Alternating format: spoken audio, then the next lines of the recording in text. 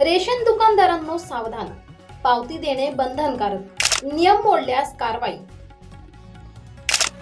देवळा तालुक्यातील स्वस्त धान्य दुकानांमध्ये सर्वसामान्य रेशन धारकांना धान्य घेतल्यानंतर पावती मिळत नसल्याबाबत तक्रारी समोर आल्या आहेत।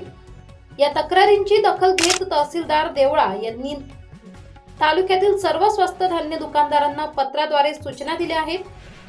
तहसीलदार कार्यालयाला प्राप्त झालेल्या निवेदनानुसार स्वस्त धान्य दुकानांमध्ये सर्वसामान्य रेशन धारकांना धान्य घेतल्यानंतर कुठलीही पावती मिळत नसल्याचे नमूद करण्यात आले आहे। त्यामुळे धान्य वितरणात घोटाळा सुरू असल्याची तसेच सर्वसामान्य नागरिकांवर अन्याय होत असल्याची शक्यता व्यक्त करण्यात आली आहे। या पार्श्वभूमीवर तहसीलदारांनी सर्व स्वस्त धान्य दुकानदारांना प्रत्येक रेशन कार्ड धारकाला धान्य दिल्यानंतर धान्य मिळाल्याची पावती तात्काळ देणे बंधनकारक असल्याचे स्पष्ट केले आहे। तसेच धान्य वाटपात कोणत्याही प्रकारची अनियमितता आढळल्यास संबंधित दुकानदारावर कायदेशीर कारवाई करण्यात येईल आणि त्याचा अहवाल वरिष्ठ कार्यालयात सादर करण्यात येईल असा स्पष्ट इशाराही पत्राद्वारे देण्यात आला आहे। दरम्यान हे पत्र 11 ऑगस्ट 2026 रोजी तहसीलदार मिलिंद कुलकर्णी देवळा यांच्या कार्यालयातून निर्गमित करण्यात आले असून त्याची प्रत जिल्हा पुरवठा अधिकारी तसेच संबंधित तालुका पदाधिकाऱ्यांना माहितीसाठी पाठवण्यात आली आहे। आता तहसीलदारांच्या या निर्देशानंतर देवळा तालुक्यातील स्वस्त धान्य दुकानदारांकडून रेशन धारकांना नियमितपणे पावती दिली जाते का आणि धान्य वितरणातील अनियमिततेला आळा बसतो का याकडे नागरिकांचे लक्ष लागले आहे।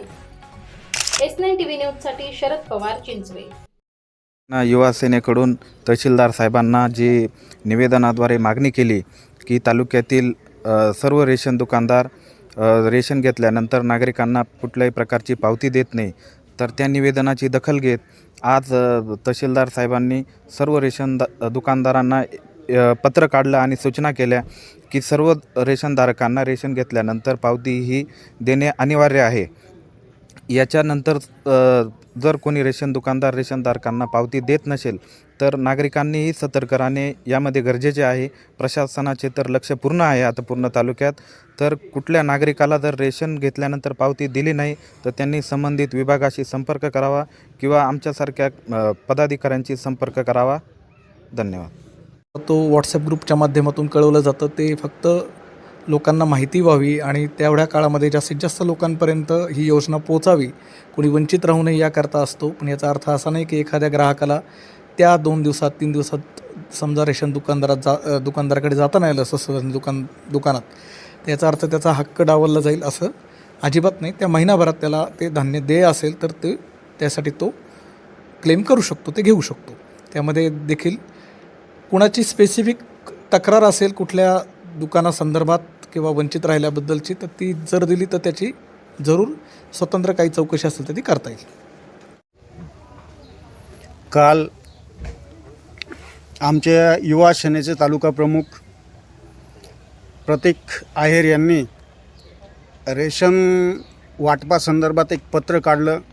त्या पत्रामध्ये प्रमुख मागणी अशी होती की रेशन दुकानदारांनी ग्राहकांना पावत्या दिल्या पाहिजेत, ही रीतसर मागणी त्यांनी तहसीलदार साहेबांना पत्रक देऊन ती मागणी केली होती। आता आम्ही तहसीलदार साहेबांना भेटून त्याविषयी चर्चा केली, तर तहसीलदार साहेबांनी त्या विषयावर ठोस अशी पावले उचलण्याचे आश्वासन दिले आणि सर्व रेशन दुकानदारांना या संदर्भात सर्व सूचना केलेल्या आहेत, पत्रक काढलेलं आहे। तत्रापही तालुक्यातील सर्व शिवसैनिकांनी या बाबतीत अलर्ट राहून हा विषय हाताळला पाहिजे। ज्या ज्या गावांमध्ये पावत्या मिळत नाही रेशन दुकानदारांकडून, त्या दुकानदारांनी त्या गावातील शिवसैनिकांनी जिथं पावत्या दिल्या जात नसतील त्या गावातून किंवा त्या शिवसैनिकांनी माननीय तहसीलदार साहेबांना कॉल करून किंवा अशी सूचना किंवा तक्रार करून त्या रेशन दुकानदारावर ती कार्यवाही करण्याचे आश्वासन त्यांनी दिले आहे। परंतु शिवसैनिकांनी या बाबतीत अलर्ट राहून प्रत्येक गावागावामध्ये हा विषय व्यवस्थितपणे हाताळला पाहिजे, हा विषय महत्त्वाचा आहे। आपल्या चॅनलला नक्की सबस्क्राइब करा, बेल आयकॉन दाबायला विसरू नका।